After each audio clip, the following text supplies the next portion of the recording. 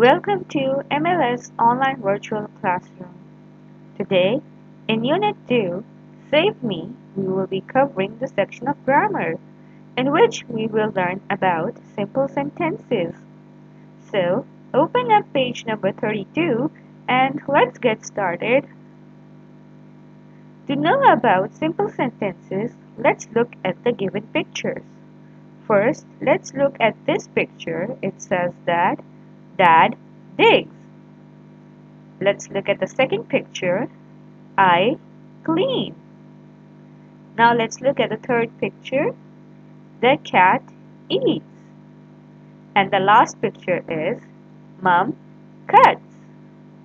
So I want you to look at the highlighted words in the text. Every sentence must have a subject and a verb. A subject is a person doing the action.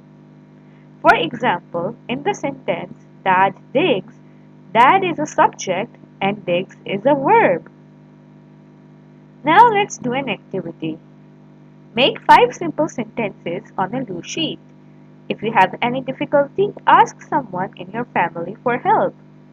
I have made one sentence for you. The baby laughs.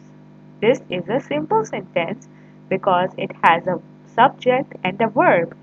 The baby is a subject and laughs is a verb.